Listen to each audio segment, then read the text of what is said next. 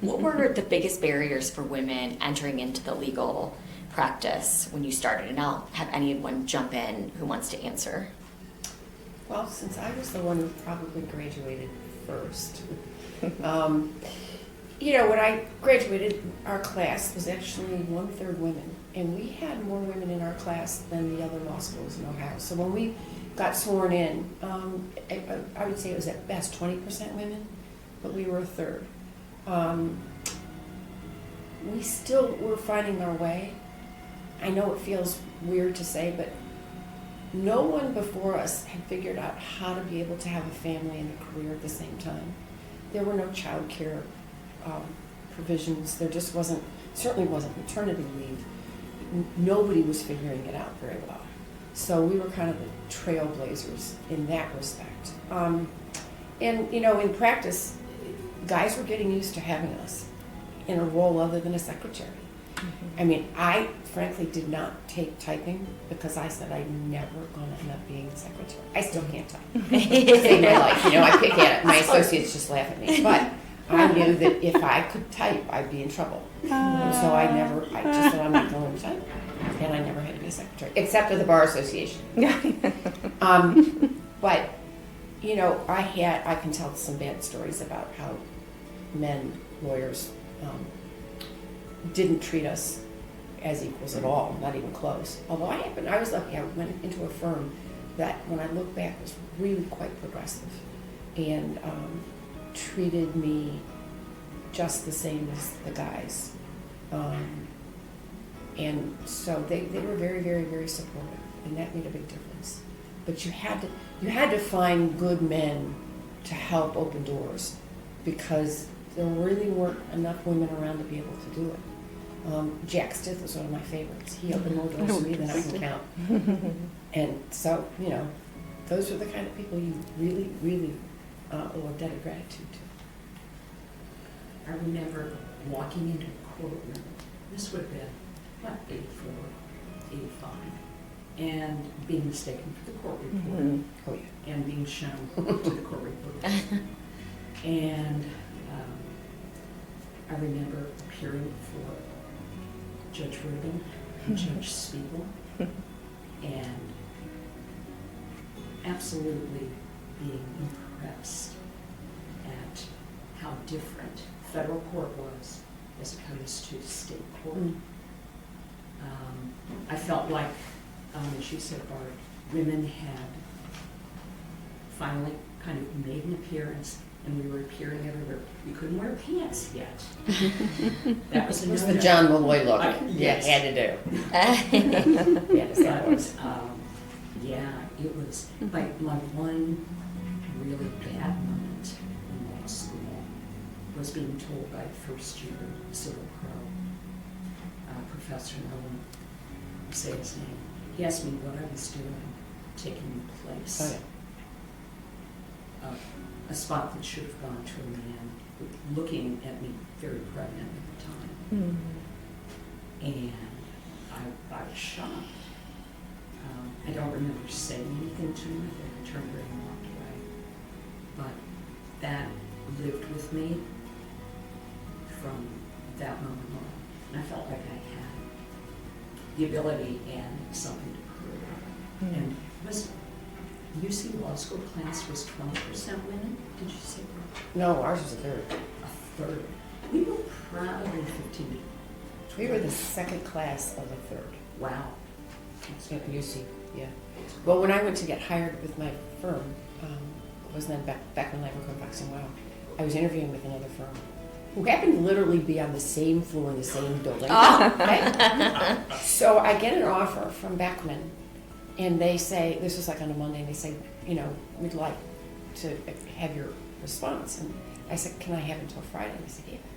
So I contacted the other firm, and I said, I got an offer from the firm. Could you, will I hear from you? Because I'd interviewed with them a couple of times. And they said, well, we haven't met your husband yet. And I said, well, my husband's in sales and he's out of town for the week. And I need to get an answer by Friday.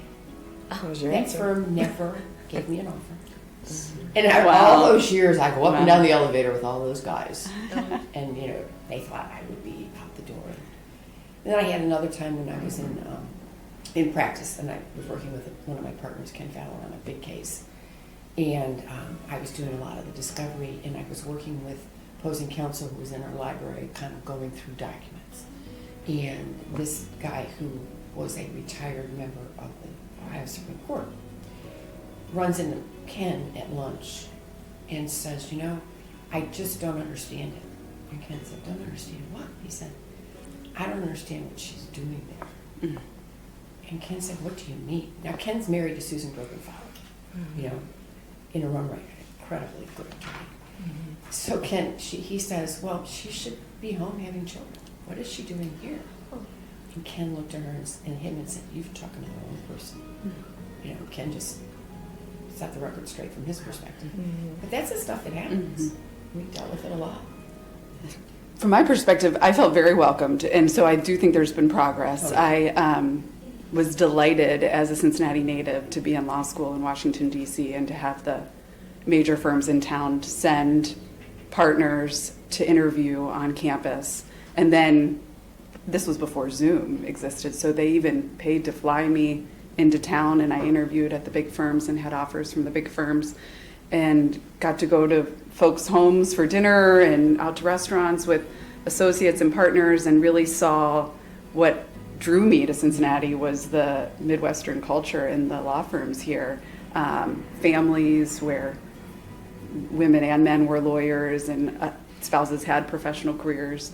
And so I still remember, it was a firm I didn't choose to go to, but did a full day of interviews and then went to a reception at a home where the husband and wife both worked. The kids were coming in and out of the house from their activities on a Friday evening. And I was flying back to Washington, D.C. the next day trying to decide if I was going to go work at an East Coast firm or come to Cincinnati. And to me, that was exactly what I looked for in a full life as a practicing lawyer, and have worked hard to accomplish that myself. So that was this interesting time before Zoom. I don't know that we do as many of those types of activities now that Zoom makes it so easy to communicate via technology, but we still do our best to have those types of events so that people can socialize and get to know each other and be engaged in the community and families, and supporting of the families that people are growing and working. Our lives are full with our careers, which I think is great for our kids to see, especially with how much technology has pervaded life. And so that's something I definitely share with young lawyers. This is interesting work that we do, and I think you both have shared that in what you were saying as far as your interest in the work that you were doing, and whether it's a woman or a man, just being able to fill your life with the interesting work that we do, solving problems for our clients, is a real blessing, and I'm lucky to be a part of it, and would encourage young women and men to pursue a legal career. So, as I mentioned, I graduated in '95 from the University of Cincinnati, and my class was 51% women. We had more women than men, and I think we were the first class that was that way. So I think law schools and associates, very welcoming. There was progress for women law students and for women associates. I never really experienced much what I would say overt discrimination. I always felt very welcome at the Bar Association, the judiciary, and I spent most of my practice in federal court. And the judges I don't think they ever would have dreamed of treating me differently because of my gender. And I was at a firm that was very progressive and female forward. I mentioned to these ladies when we were getting ready to start, the one overt sense of discrimination I was at a lunch or something. I don't remember the details, but it's funny how you remember what somebody said and it sticks with you forever. I was talking to a male, not much older than me, still, I don't even think he was a partner, an associate at a big firm, and I told him who I was with, and he said, "Oh, you're with Randy's Harem." So that was probably in around 2000. So, not that long ago. Yeah. And so Randy Freaking was our founding partner and managing partner. And so that was the joke and the audacity to say that to my face in a professional setting was shocking. And that's probably the most overt, I think. So if he's going to say it to my face, probably, I have a pretty good idea of what he might have been thinking or saying behind my back. But anyway, I think that there has been for decades a welcoming of women to law school and as associates. I think there's problems after that. What did you say in response, Kelly? I don't know. In my head, I probably said something that I didn't say out loud. I'm not sure what I said out loud. If anything, I probably just was like, "Are you kidding? What are you doing?" Yeah. Well, so I agree with Sarah in that, I graduated in 2007. I've been at Dinsmore my whole career, and that I haven't had, it's been very welcoming, and thankfully a lot of the family leave and those types of things have been in place since I've been, a practicing lawyer. I do remember one time though, a federal judge, can't talk about who it is, not in this area. I had an associate that I brought over from law school that I had hired, and he was working on the motions that I was going to argue. And so I said, "You want to come and watch?" And he wasn't admitted in the case, so I had mentioned to the judge, he's just observing today. And afterwards, the judge kind of called us all up, and he said to the associate, it was giving me kind of, critiques, but also saying, I just wanted you to know she did a nice job. Like as if he was my boss. And I was, of course, like sort of confused and thinking, I'm the partner in the case, but okay. And then, my client is a woman, a vice president in HR, and she was so mad about it. And I said, there's nothing we can do. This judge is deciding our motion that we have on the table. So you just sort of deal with it. And I thought, maybe he just thinks I look younger, so I'll take that and use that cream I've been using. So